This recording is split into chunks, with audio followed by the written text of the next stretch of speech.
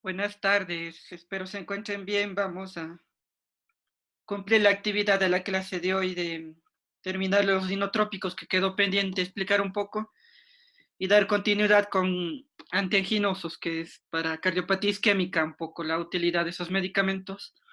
Pero se encuentren bien, sin mayor novedad. Hoy día están poquísimos. Por favor, ponen presente en el chat para luego yo verificar. Y vamos a empezar directo la actividad porque Erika me había comentado que no les tomen ninguna lección, está bien. Lo que sí, la clase y explico nomás, ¿ya? Entonces, a ver, déjenme conectar.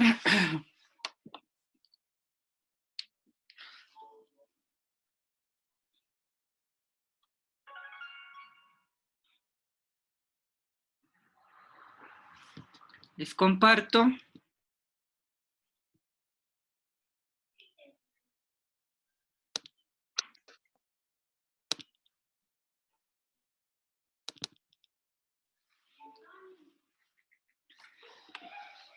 Estamos ahí entonces yendo a dar la clase. Y la pizarra que estaba utilizando. Este es del tema justo que quedó pendiente, ¿no? Entonces, yo les expliqué, le acerco, lo de la insuficiencia cardíaca, que es este defecto de bomba, la clasificación de la insuficiencia cardíaca, de acuerdo a la zona afectada, izquierda-derecha global, izquierda-derecha nomás, creo que les dije a ustedes, sistólica, diastólica y producidas por presión o volumen. Este creo que es del otro grupo, ¿sí? Pongamos del suyo mismo, si no, va a estar un poco diferente eso. Vean, como ustedes he hablado primero de etiología, obviamente les dije que la parte de hipertensión y cardiopatía isquémica son las más preponderantes, las más importantes, pero había una variedad de bastantes más causas a considerar. Ahí está la clasificación. Esta parte de la función afectada, les decía, sistólica, diastólica, es muy importante porque es lo que más van a encontrar en las guías de manejo de enfermedades con fracción de eyección reducida o conservada, les había puesto esa sigla.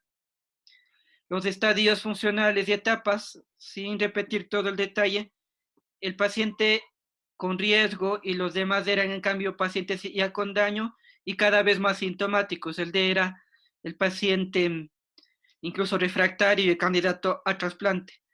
Y en lo de las clases funcionales del 1 al 4 era básicamente de acuerdo a la disnea y a la limitación. Era mínima la disnea acá en clase 1, casi no había limitación. En cambio, en clase 4 está muy marcada la disnea, incluso en reposo, y hay una limitación total de las actividades de esta persona. Las flechas también recuerden que les dice la correlación de los estadios con cada una de las clases funcionales. El diagnóstico puede ser clínico utilizando la sintomatología, criterios mayores y menores para insuficiencia cardíaca. El último día yo les comenté cuáles son, que hoy en día hay una prueba de laboratorio que me permite también ayudar en el diagnóstico, que es el péptido natriurético tipo B, y algunos otros estudios especiales como el ecocardiograma, ¿no? El ecocardiograma justamente es el que me va a medir la fracción de eyección y es el que me determinará incluso el tipo de insuficiencia cardíaca, si es que es con fracción de eyección conservada o reducida, y también sirve mucho para el diagnóstico que les estoy comentando.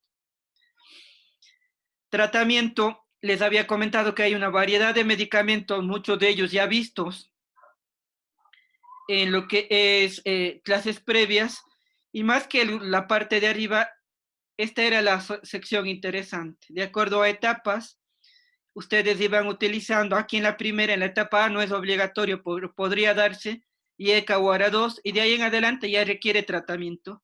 En el estadio B, debo dar un IECA, un ARA2 o un beta bloqueante, solo monoterapia, con uno de ellos. Estadio C, IECA o ARA2, y voy ya combinando con beta bloqueante, con un antagonista de la aldosterona, si es que ya hay edemas también diuréticos, y para ya pacientes muy sintomáticos, que estén con disnea ya avanzada, las clases funcionales 3 y 4, doy inotrópicos positivos, tipo digoxina, entre otras opciones, ¿no? Y recuerden que en el de ella es similar al tratamiento anterior, pero es solo paliativo y es un paciente que necesita el trasplante porque ya no compensa bien, ya no responde bien a terapia. Inotrópicos positivos, decía que son estos medicamentos que mejoran la contracción ventricular. Tenemos medicamentos que modifican enzimas como los digitálicos. Tenemos medicamentos, en cambio, que modifican los niveles de AMP cíclico. Amrinona es un medicamento, no se utiliza mucho. Y los simpático-miméticos, sobre todo, ahí son interesantes, dopamina, dobutamina, que alguna vez ya aprendimos. Era más para cuadros ya refractarios, clases funcionales 4 les había dado, estadio 6D, más para el D casi, ¿no? Y el último, este es un medicamento posible de utilizarle, pero en nuestro medio no se consigue, que este se une al miofilamento y aumenta la respuesta al calcio, que es el levosimendan, ¿ya? Entonces ahí tienen algunos inotrópicos positivos, interesantes, dopamina, dobutamina, ya hemos visto, pero, y los digitálicos, ¿no? Cada vez un poquito menos uso porque justamente tienen riesgos, pero bueno, ahí están.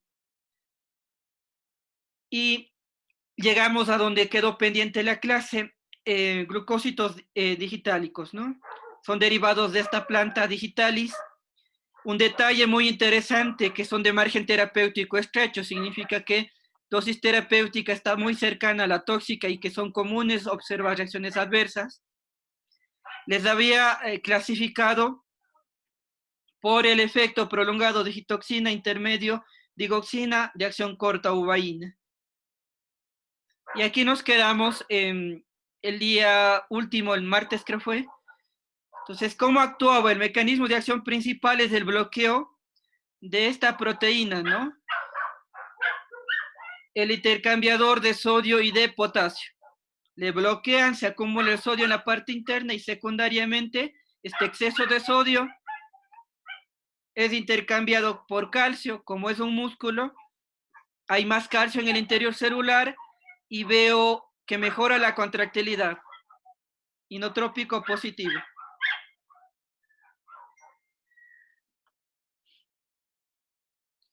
Pero secundariamente esta es una acción extra.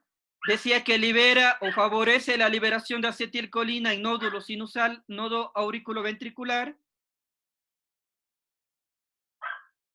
y de esa manera reduce en cambio la frecuencia cardíaca y la conducción, ¿ya? La excitabilidad más bien aumenta. Esto es como ya un problema aparte por la alteración en electrolitos, y tenga muy presente esto de la excitabilidad, que es la última que nos está faltando. Predispone bastante a arritmias, tanto focos ectópicos como otras arritmias predispone el medicamento. Es más, eso es lo más grave del medicamento, las arritmias. Y lo de abajo que dice consecuencias es lo que no van a ser escribibles. Yo doy la digoxina, que van a ver en el paciente el rato que mejora la contracción. Recuerden que cuando no se contraía bien el ventrículo, provocaba que hacia adelante no haya suficiente sangre, sintomatología de hipoperfusión, y hacia atrás, en cambio, que se encharque. Como yo valoro que si ya hay o no respuesta a la digoxina, al digitálico, justamente empieza a tener mejor diuresis porque mejora la perfusión renal. Los otros síntomas también se reducen, pero la diuresis es algo muy notorio. También si van por la disnea, también suele disminuir la disnea. Y entonces valoren sintomatología, tiene que mejorar. Y lo otro, que esto también se hace con los digitálicos, hago un electrocardiograma y valoro la respuesta. Acá, en la parte inicial, el que le voy a dejar sin cuadrado, tienen ustedes un electrocardiograma normal. ¿Y qué ocurre acá al lado?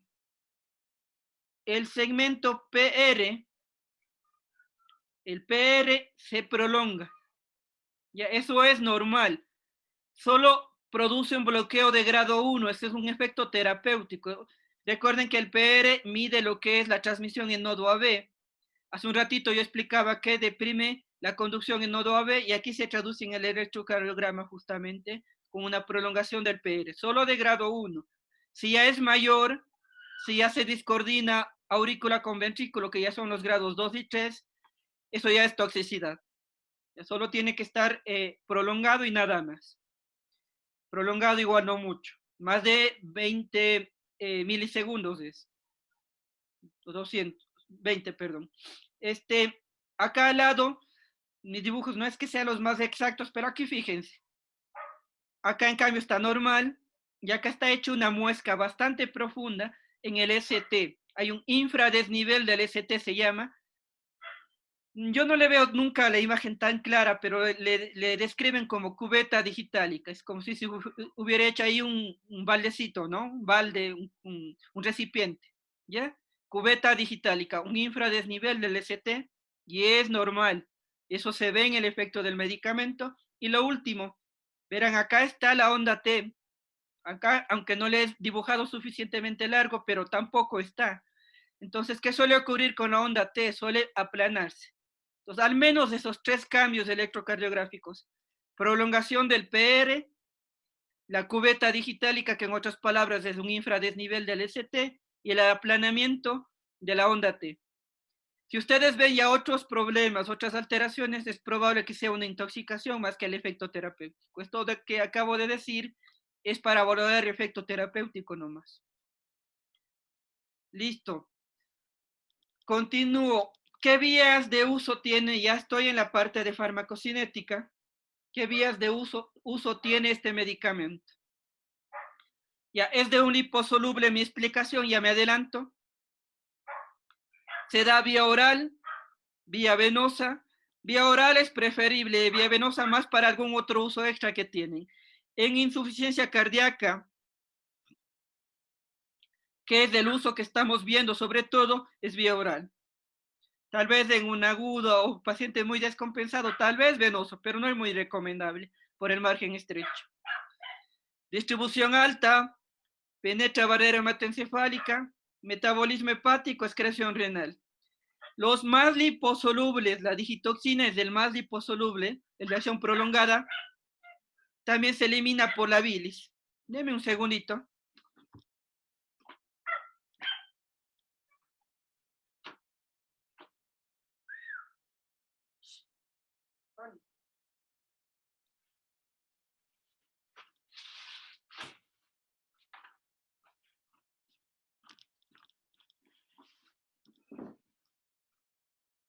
Perdonen, estaba explicando esto de la farmacocinética. Ya dije todo: vía oral preferible, buena absorción, venoso también, distribución alta, metabolismo hepático, excreción renal.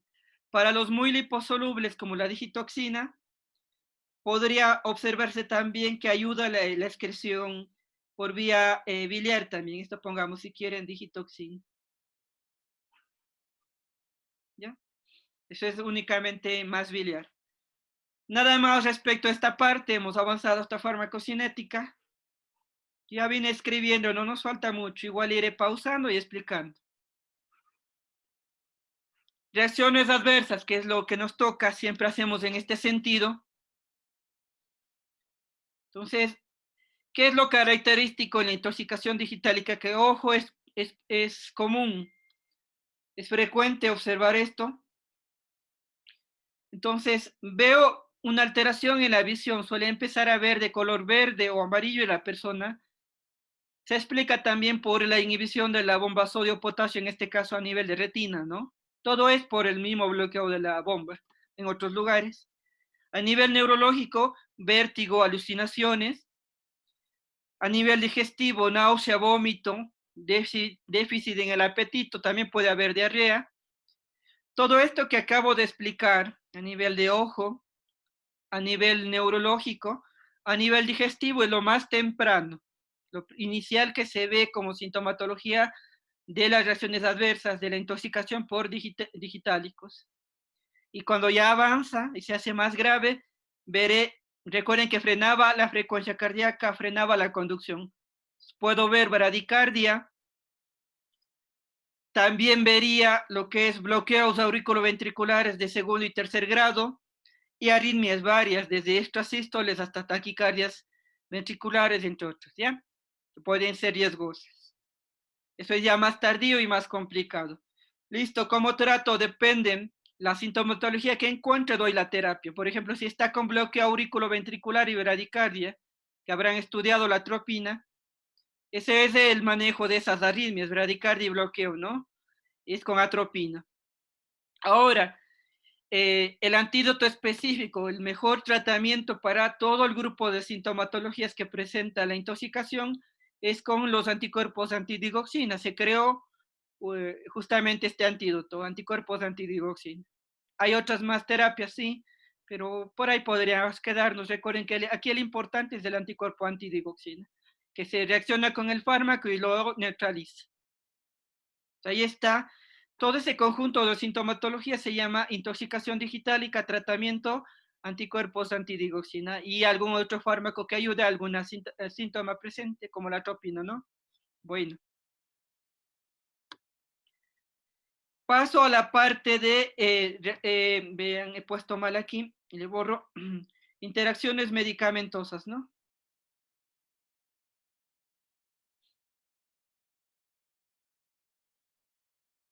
Le escribo.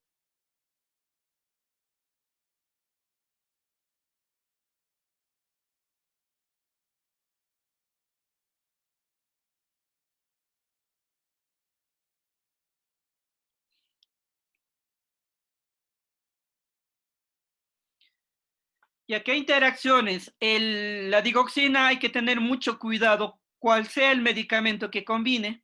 Entonces, siempre valoren. Ustedes tienen bastantes herramientas médicas. Por ejemplo, esto del UpToDate que le habíamos compartido hace poco, tiene una parte que calcula interacciones. El Medscape, con algunos alumnos que les compartí el ciclo pasado, les decía, tienen para ver interacciones. Cuando usen medicamentos de margen estrecho, por favor, yo les recomendaría, porque es difícil acordarse todo, más bien que chequen cualquier otro medicamento que esté combinando, a ver si es que hay como o no, si tienen algún riesgo o no. Al ser de margen estrecho, siempre tengan ese cuidado de valorar bien las posibles interacciones. Los con beta bloqueantes, que es otro depresor cardíaco, si yo combino digoxina o digitálicos con otro depresor cardíaco, se va a potenciar o va a ser más frecuente la bradicardia y los bloqueos AB. Si combino, pero hay que estar con más cuidado porque se acrecienta la probabilidad de reacciones adversas. Eso tendrán en cuenta. No he puesto, pero lo mismo ocurre con los calcioantagonistas. Vayan y revisen calcioantagonistas y también deprimían frecuencia cardíaca y conducción, entre otras cosas. Y lo otro, esta interacción también siempre le hemos dado medicamentos que se metabolicen bastante. Y si yo doy un inductor, en este caso es un inductor, va a metabolizar más, va a inactivar más fármaco y por ende en este caso disminuye el efecto. ¿Ya? Inductores potentes de fármacos por ir repasando. Los anticonvulsivantes tendrán en cuenta, los clásicos eran muy potentes inductores, fenobarbital, carbamazepina, fenitoína, vimos. Inhibidores, en cambio, ahí mismo en esa clase, el ácido valproico, ¿no? Bueno, la fluoxetina también, que no digo ya habrán leído un poquito, estarán acordándose. Indicaciones, obviamente insuficiencia cardíaca, recuerden que cada vez a menos su uso aquí, estadio C y D y los NIHAS 3 y 4, ¿no? En otras palabras, cuando ya está bastante avanzada la enfermedad, cuando la sintomatología es muy florida, cuando no responde bien a las terapias de base, ahí daría los digitálicos. Cuando sea estrictamente necesario eso de dar hoy, porque ya no se usa tanto por la intoxicación que era frecuente con estos fármacos, ¿no? Entonces, no es que a todo paciente van a ver con digoxina, es más, pacientes contados que no han respondido a la terapia estándar, ahí se dará. Y la otra indicación, recuerden que frenaba frecuencia cardíaca y velocidad de conducción. Entonces, se va a utilizar para las mismas arritmias que daban ustedes beta bloqueantes y calcio antagonistas, que eran cuáles tres, dos auriculares, fibrilación auricular, que tiene una frecuencia cardíaca más de 300 por minuto, flúter auricular, donde está bordeando los 220 más o menos latidos por minuto, no recuerdo exacto. Y la taquicardia paroxística supraventricular suele estar bordeando los 160, 180 latidos por minuto. Igual cada uno tiene su trazado electrocardiográfico típico. Eso también ayuda al diagnóstico. Es secundario también, ya saben, siempre por su riesgo de toxicidad, que es muy común aquí en los digitálicos. Si el paciente tiene fallo cardíaco y además alguna de estas arritmias, obviamente es bueno porque cubro las dos enfermedades. Entonces, cuando tienen insuficiencia cardíaca, crece el ventrículo y secundariamente crece la aurícula. Ese crecimiento de aurícula predispone a focos ectópicos y luego a la fibrilación auricular. Entonces, no es que no sea común, es muy común que tenga insuficiencia cardíaca y también fibrilación auricular este paciente. Y ahí podrían aprovechar en algunas circunstancias dar un solo fármaco que cubra las dos indicaciones. ¿Ya? Entonces, ahí está. Igual, segunda línea en muchas de estas aplicaciones, recuerden. Dosis de presentación es la digoxina. Está bien en comprimido de 125 y 0,25 miligramos, un inyectable de 0,25. Y vía oral es la dosis que le estoy dando aquí de insuficiencia cardíaca, de 0,25 a 0,75 miligramos. Ojo, el efecto demora 4 a 7 días en verse, no es inmediato. Antes se daba con dosis de carga para ver un efecto en 12 a 24 horas, pero era muy riesgoso. Entonces se da la dosis normal de mantenimiento y demora el efecto, ya les digo, 4 a 7 días en verse. Pongámosle, no sé si acá le voy a colocar esa idea para que tengan muy presente. 4 a 7 días en evidenciarse los efectos, ¿no? Creo que nada más. Entonces avanzamos todo este tema de digitálicos.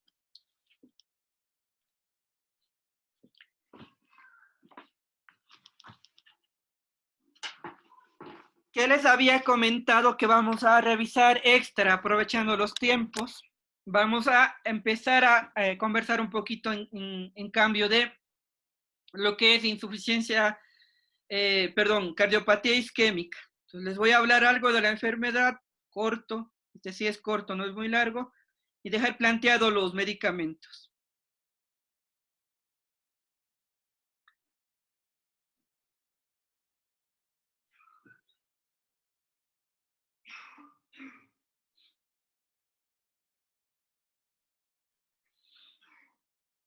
Ya el tema es fármacos antianginosos. ¿En qué enfermedad se va a utilizar estos medicamentos?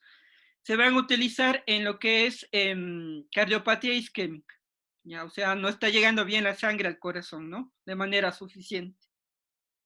Esa es la cardiopatía isquémica. Justo aquí viene el concepto. ¿Qué es la cardiopatía isquémica? Es un grupo de enfermedades o trastornos, no es solo uno, son varias enfermedades, donde hay un desequilibrio entre lo que le llega de oxígeno al corazón y su consumo. ¿Ya? Ya, entonces me falta aquí agregar una idea, pongamos en el corazón, que no le he puesto. ¿Qué zona del corazón es la vital, la más importante en su funcionamiento? Al ventrículo, sobre todo, estamos hablando. Repito, cardiopatía isquémica es un grupo de trastornos donde hay un desequilibrio entre lo que le llega de sangre, el oxígeno a través de la sangre, y lo que consume. ¿Ya? Y eso generará isquemia y, si es grave, incluso necrosis. Y eso es la cardiopatía isquémica. Fisiopatogenia de la cardiopatía isquémica. Hay dos orígenes para que se dé isquemia coronaria. Que no llegue suficiente sangre a través de las coronarias, que son las arterias, ¿no es cierto?, que nutren al corazón. ¿A qué se debe? Hay dos situaciones básicas que harían que no llegue suficiente sangre. Vasoespasmo, se comprime lo que es la arteria coronaria y no llega sangre. O esto es lo más común, la placa de ateroma que va creciendo y poco a poco va obstruyendo la coronaria y generaría esta enfermedad llamada cardiopatía isquémica. Ya, la placa de ateroma. Ese es el mecanismo presente. A este puede o no sumarse, suele también sumarse muchas veces, un exceso de consumo de oxígeno por el ventrículo. Se está trabajando el ventrículo compensado, pero por A o B circunstancias trabaja un poco más del usual y le genera isquemia. No tolera este aumento de consumo de oxígeno, de trabajo el corazón. ¿Cuándo suele predisponer a esto que empiece a trabajar más y que desencadene en isquemia? En la taquicardia, por actividad física, por fiebre, por otras patologías. Si es que da la taquicardia, podría desencadenar en una isquemia e infarto. Recuerden igual los simpáticos miméticos, hablábamos que eran también medicamentos potentes. Una vez les comenté taquicardia, palpitaciones, puede generar isquemia coronaria, es porque activan tanto el ventrículo que pueden provocarlo, ¿no? Y ejercicio físico, solo el ejercicio físico no produce.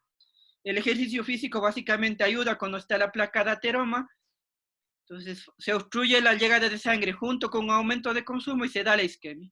Recuerden que el ejercicio físico per se más bien ayuda más bien a protección cardiovascular, ¿no? Esto es la fisiopatogenia, los dos mecanismos por los que se produce la isquemia coronaria. Y vamos a la clasificación. Ojo, esta sí importa para luego los medicamentos, porque yo les diré, estos medicamentos son para tales tipos de cuadros. Tenemos una angina rara, esto es genéticamente predisposición, hereda una alteración en lo que es la inervación y en episodios ocurre vasoespasmo de la coronaria, por eso se llama angina vasoespástica. No tiene que ver con el estilo de vida, es una enfermedad aparte, ¿ya? En cambio, los tres siguientes, angina estable, inestable y la parte de infarto, sí tienen otras causas, pero lo más común es que aquí esté la placa de ateroma y se relacione con nuestro estilo de vida, ¿no? La parte de comer muchas grasas, ser sedentario, la obesidad, el consumo de tabaco, predispone a la placa de ateroma y obviamente a estos cuadros, los de abajo, angina estable, inestable y el infarto. En los dos que se llama angina solo ocurre isquemia pasajera y luego se normaliza. En la estable, esta isquemia es más o menos similar en el tiempo, no evoluciona muy rápido, es más o menos constante la sintomatología. Es el paciente de consulta, ya, y a esta patología también se le llama como síndrome coronario crónico porque tiene una evolución larga. En cambio, los dos siguientes, la angina inestable, la sintomatología es tan cambiante, tan intensa, tan aguda, que es muy fácil que evolucione a infarto. Y los dos, angina e infarto, se trata de manera similar que angina, pero la angina inestable. Entonces, ¿cómo se llaman todos estos cuadros? Síndrome coronario agudo, y es un paciente que hay que tratar en la emergencia y luego hospitalización. Tienen ya riesgo alto estos pacientes, tanto inestable como los dos infartos. En los infartos, si la arteria obstruida es a nivel epicárdico, en las ramas gruesas si quieren, va a haber isquemia y como es infarto, necrosis de un área grande del corazón.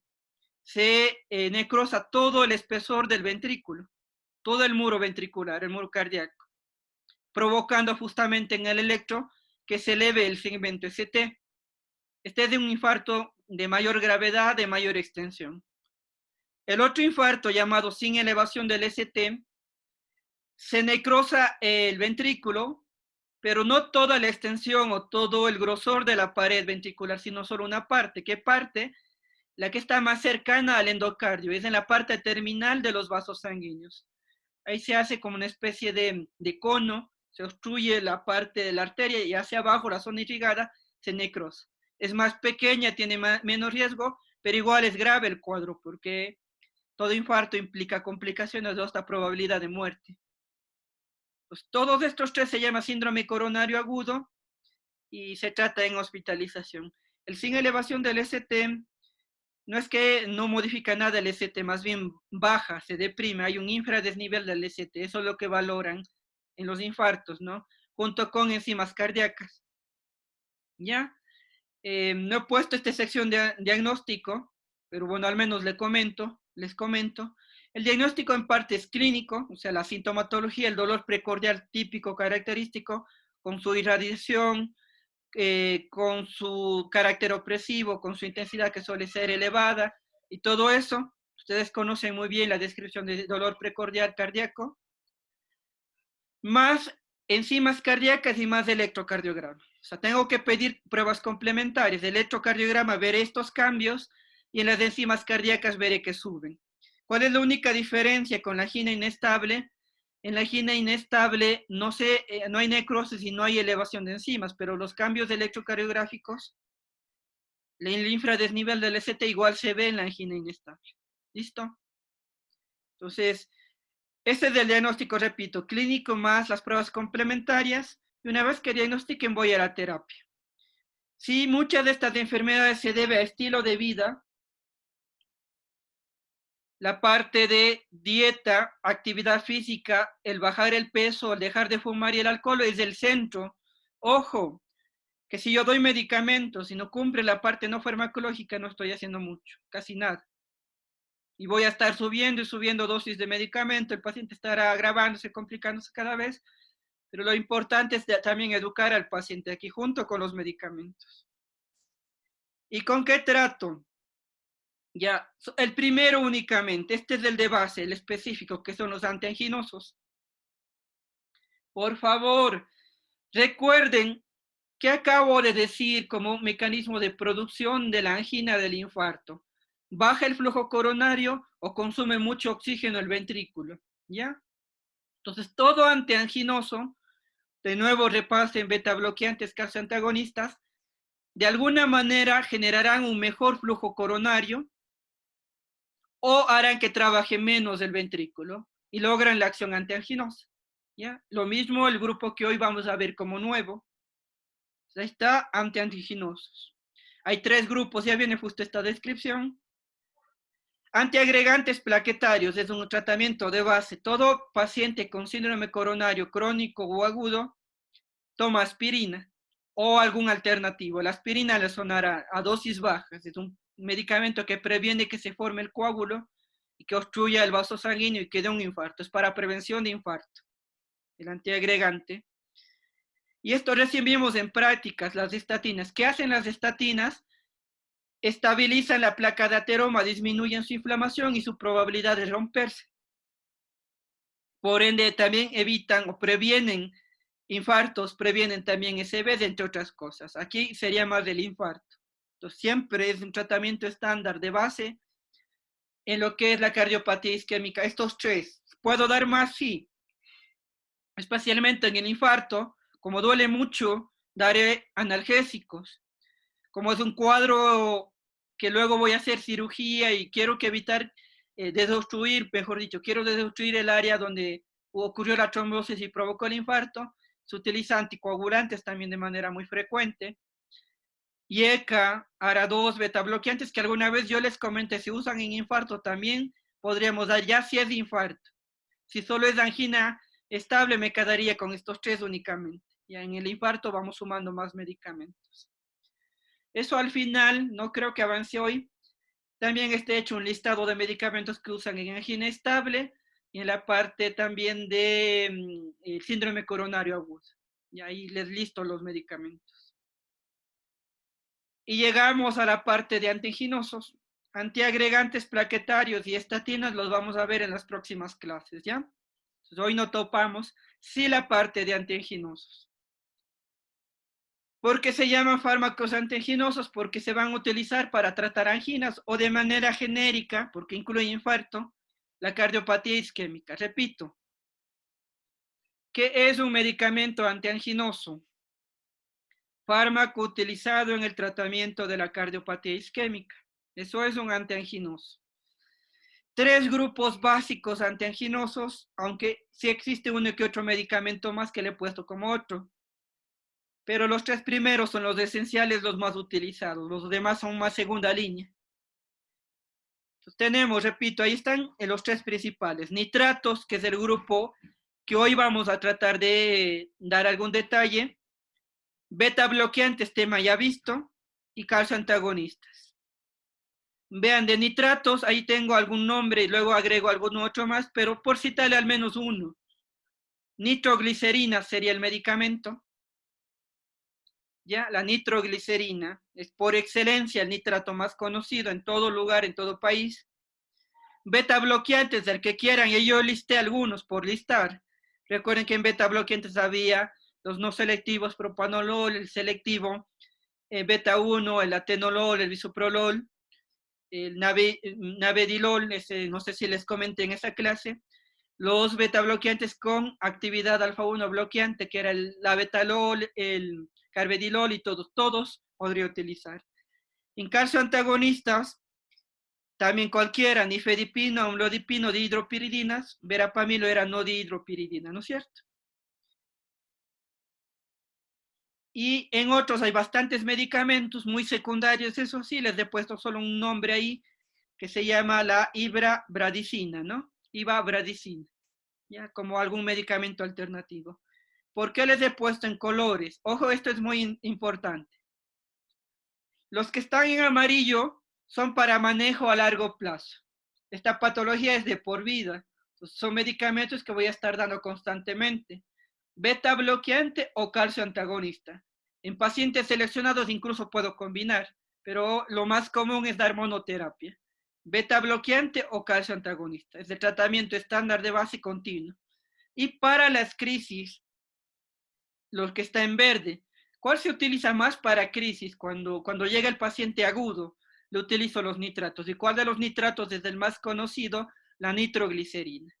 Pues ahí está también una orientación de ya el uso práctico de estos antianginosos. Beta bloqueante, calcio antagonista para largo plazo y el nitrato más agudo, ¿ya? Más para manejo agudo. Los dos prescribo, ¿ya? El uno con tratamiento cada día durante largo tiempo y el otro solo perenne, de acuerdo a cómo vaya presentando las crisis y también previo a hacer actividad física, que recuerden la actividad física desencadenaba la angina, se puede hacer profilaxis justamente 10 minutos antes de hacer actividad física, que tiene que ser muy regulada, mínima, al inicio al menos, daríamos también el medicamento. Ojo con eso. Beta bloqueantes y calcio antagonistas les toca revisar, eso tenían una gran variedad de indicaciones, entre ellos la cardiopatía isquémica. Solo un recordatorio. Beta bloqueantes me sirven para angina estable, inestable y el infarto. Repito, angina estable, inestable y el infarto agudo de miocardio. ¿Cuál me comí? ¿En cuál no se da? Incluso está contraindicado.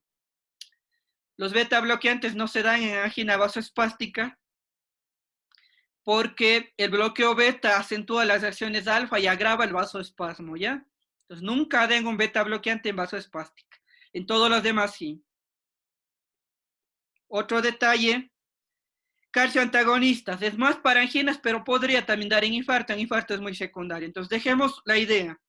Calcio antagonistas en todas las anginas. Angina estable, inestable y la vasoespástica, muy poco en infarto. Y los nitratos, en cambio, doy en todo. Ahí no tiene ningún detalle. Los nitratos puedo dar en todas las anginas y en los infartos. Ya, tendrán también en cuenta este detalle que acabo de comentarles.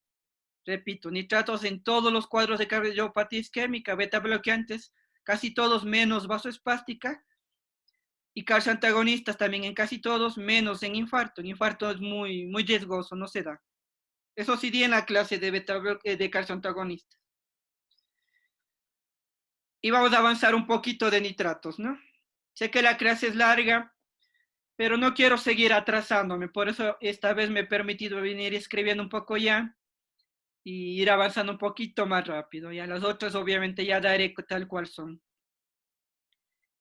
Nitratos, ya, parecido al nitropusiato de sodio. De nuevo, yo estoy haciendo muchos recordatorios de temas que ya vimos con ustedes, ¿no?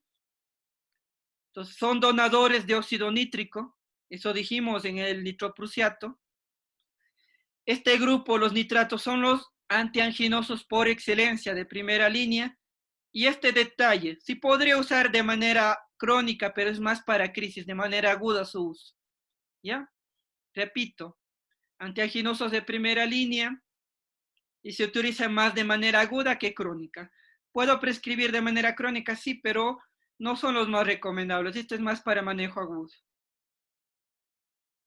No hay clasificación, hay varios nombres. He resaltado el medicamento más interesante, la nitroglicerina, ¿no es cierto? Ahí está acercado. Tenemos también otros dos. Los dos están en el cuadro de medicamentos del país. Vale la pena que maneje los nombres. Dinitrato de isosorbide y mononitrato de isosorbide. ¿Listo? Nitroglicerina, dinitrato de isosorbide y mononitrato de isosorbide. Tienen entonces los medicamentos. En la parte de farmacodinamia, ya recordarán, va al endotelio, eso ya adelanté, ese es el mecanismo de acción. Va al endotelio, se metaboliza en el endotelio y genera óxido nítrico. Y del óxido nítrico para adelante, ustedes ya deben saber qué ocurría. Activa guanil ciclasa, aumenta GMP cíclico, disminuye la concentración de calcio intracelular y relaja el músculo, provocando el efecto vasodilatación. Repito, va al endotelio, produce óxido nítrico, activa guanil ciclasa, aumenta la producción de lo que es el GMP cíclico, disminuye el calcio intracelular, relaja el músculo, veo vasodilatación. Ahora, esta vasodilatación es tanto a nivel cardíaco coronario como a nivel sistémico, ¿ya? Entonces, ¿qué ocurre por la vasodilatación coronaria? Llega más sangre al ventrículo y estoy mejorando el flujo coronario.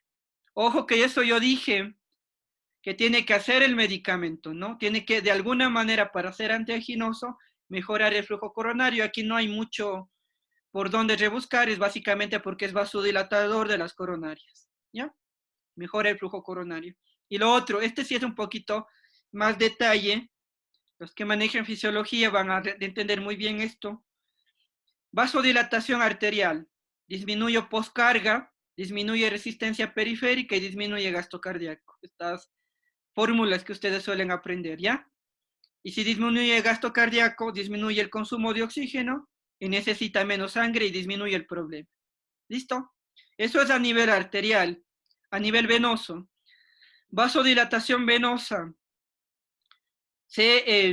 ¿cómo sería? Se acumula la sangre en el territorio venoso, menos retorno venoso, menos sangre hacia el corazón, se tensiona menos el ventrículo y trabaja menos. De nuevo, he hecho que consuma menos oxígeno, ¿ya? Entonces, resumido, ahí está. Mejora el flujo coronario por la vasodilatación coronaria y disminuye el consumo de oxígeno por la vasodilatación arterial y venosa. ¿Listo? Farmacocinética. Entonces, este medicamento, que son liposolubles, bastante liposolubles, la descripción es de un liposoluble, pero algún detallito sí les doy. Tiene bastantes vías, vía oral, sublingual, venoso, inhalatorio, transdérmico. La biodisponibilidad en todas las vías es baja. Ahora, ¿qué ocurre? ¿Por qué es baja si son liposolubles? Por el metabolismo vascular. Ya recuerden que iba al endotelio, ya se modificaba. Entonces, antes de llegar a la parte de circulación general grande, vasos sistémicos, se pierde el medicamento, independientemente de la vía. ¿Ya? Hay una biodisponibilidad baja. Lo demás es de un liposoluble, distribución alta, metabolismo hepático, excreción renal. El dinitrato de isosorbide, además de ser renal, también se excreta por vía biliar, parecido a lo que acabé de explicar de la digitoxina en digitálicos. Reacciones adversas, de nuevo otro repaso. Todos los vasodilatadores, desde calcio antagonistas hasta estos que vimos en la clase de 4 medicamentos, eran vasodilatadores, ¿no? Y tenían estas RAMs en común, estas 4. Hipotensión, por ser vasodilatador, y de manera de rebote provocaban taquicardia, palpitación y rubor en el corazón, ¿ya? Bueno, taquicardia y palpitación en corazón y rubores a nivel de piel, o enrojecimiento creo que les dije. Vigilen mucho presión arterial y frecuencia cardíaca. Si el paciente está muy taquicárdico o ya está hipotenso, no podría dar nitratos porque agravarían esos problemas. Están viendo en las reacciones adversas. El paciente tiene que estar estable, así esté infartado, en signos vitales tiene que estar estable para poder dar nitratos, si no, no pueden dar. Y otras reacciones adversas, erupción cutánea, náusea, vómito, y lo último medio especial, angina de rebote. Estos medicamentos son vasodilatadores. Si yo dejo de dar abruptamente, inmediatamente, el corazón de una responde comprimiendo esos vasos y provoca isquemia. ¿Cuál es la recomendación si está tomando el medicamento, especialmente si toma a largo plazo, que hoy en día por suerte ya no es tan común? El retiro no es inmediato, el retiro es poco a poco. No es por una acción de dependencia, es más bien por el riesgo de rebote, ¿no? Ya, entonces eso tendrán en cuenta.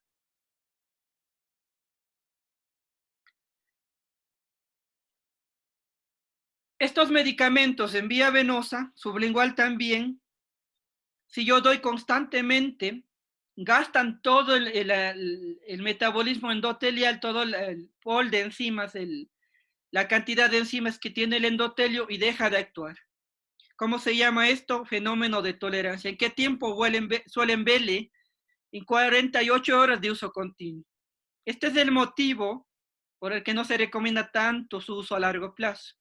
¿Qué se hace para prescribir a largo plazo? Hacer intercalado. Si el medicamento se da diario, debería saltando un día, o si el medicamento, su efecto dura 8 horas, no daría cada 8, sino daría una sola vez al día y evito este fenómeno de tolerancia. ¿Ya? Pero bueno, eso tendrán en cuenta. Es básicamente una pérdida del efecto en 48 horas por ya que ya deja de metabolizarse en el endotelio y de generar óxido nítrico, ¿no?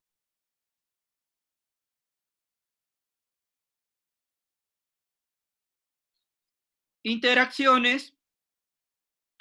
Esto justo acabé de decir hace un rato en la parte introductoria. Si yo combino antianginosos, se potencian. Y es más, hago esto con mucha frecuencia, combinar antianginosos. ¿Ya? Les comentaba que tienen que dar un antianginoso a largo plazo y otro para crisis. Por un ejemplo, beta bloqueante más nitroglicerina. ¿Ya? Se combina y se potencian. Y la otra interacción que esta vale la pena recordar siempre, nunca combinaron nitrato con un inhibidor de la fosfodiesterasa 5, el sildenafil. ¿Por qué? Potencia la hipotensión, potencia la taquicardia y el riesgo de isquemia. Nunca combinen, ¿ya? No logran ningún beneficio y solo riesgos. Contraindicado combinar nitrato con el sildenafil, que aprendimos en el inhibidor de la fosfodiesterasa 4. Y terminamos con indicación. Dosis les dejo y lo mismo pendiente. Esto del esquema de tratamiento en la parte de energía inestable y el síndrome coronario agudo. Solo listar los nombres, pero bueno, no vamos a avanzar y les dejo pendientes. Algo ya expliqué, pero en la primera parte. 3 indicaciones. La prioritaria es cardiopatía isquémica. Para todo les había dicho, ahí están las 3 anginas y el infarto, ¿ya? Cardiopatía isquémica, angina vasoespástica, estable, inestable y el infarto. Y en los 2 infartos, ¿ya? En todo doy. Esa es la indicación por excelencia. Pero secundario, eso sí, puedo dar también insuficiencia cardíaca. Si es vasodilatador, disminuye poscarga y disminuye gasto cardíaco y mejora el trabajo del ventrículo, ¿ya? Disminuyendo la tensión es por otro sentido ahí la explicación, pero se da en insuficiencia cardíaca, aunque segunda línea. Y en emergencia hipertensiva, tal vez alguien le leyó, espero que se acuerde el estudiante al menos que presentó esa práctica, en edema agudo de pulmón se da este medicamento vía venosa, ¿ya? Vía venosa y todo se da en edema agudo de pulmón. Aquí están las dosis, pero ya estamos con el tiempo. Leerles si quieren, si he de explicar algo. Y solo les adelanto, la vía sublingual es la preferible. La venosa solo daré cuando es crítico el paciente, cuando no tolere vía sublingual o no pueda dar vía sublingual, daré venosa. Y ahí siempre prefieran sublingual. Y ambos medicamentos, tanto el dinitrato de isosorbide como la nitroglicerina, es por esa vía sublingual. Entonces, está explicado la clase de hoy. Sí sé que avanzamos un poco bastante, pero estaba un poco atrasado con ustedes, quise igualarme hoy.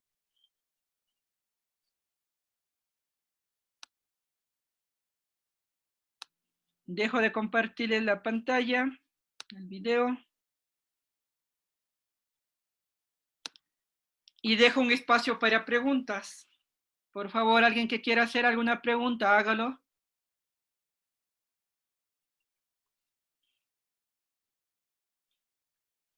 Verán que vimos tanto digital y terminamos ese tema y vimos nitratos también un poco, casi todo de eso, ¿no?